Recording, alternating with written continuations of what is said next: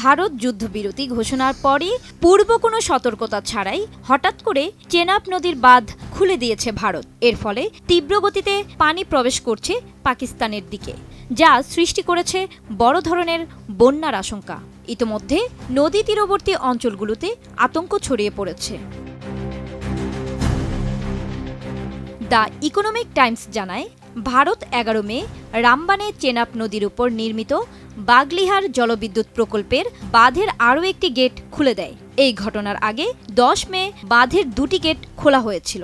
গেটগুলো সকাল 8:30 থেকে বিকেল 4:30 পর্যন্ত খোলা রাখা হয়।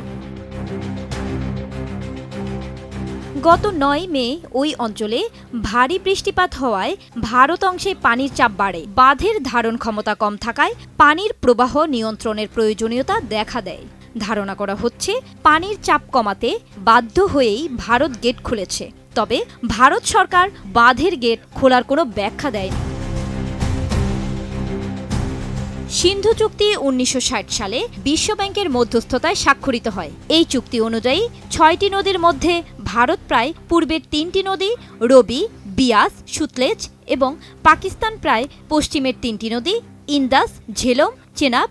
ভারত এই নদীগুলোর পানি সীমিত পরিমাণে ব্যবহার করতে পারে, তবে পানি সংরক্ষণ বা প্রবাহে বাধা সৃষ্টি করতে পারে না। কাশ্মীরে সন্ত্রাসী হামলার জেরে সিন্ধু পানি চুক্তি স্থগিত করে ভারত। যেহেতু সিন্ধু চুক্তি কার্যকর নেই, সেহেতু ভারত চেনাব নদীর পানি নিয়ন্ত্রণ করছে। এমনকি সিন্ধুর পানি প্রবাহ বন্ধের কার্যকর পদক্ষেপ নেওয়ার হুমকি দিচ্ছেন ভারতের রাজনীতিবিদরা। ভারত নিজেদের প্রয়োজনে গেট আটকে রাখছে, আবার অতিরিক্ত প্রবাহ মোকাবেলায় গেট খুলে পাকিস্তানের দিকে পানি ছেড়ে দিচ্ছে। গত সপ্তাহ ধরে ভারত বেশ কয়েকবার গেট বন্ধ এবং খুলেছে। একই পরিস্থিতি ঝেলম নদীতে। ভারতের এমন আচরণ ভাবাচ্ছে পাকিস্তানকে।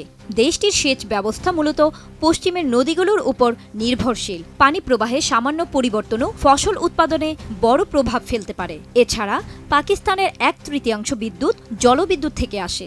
উজানে পানি প্রবাহ কমে গেলে বিদ্যুৎ উৎপাদন ব্যাহত হতে পারে। জান্নাতুন Nahar Jerry, desk report, ATN news.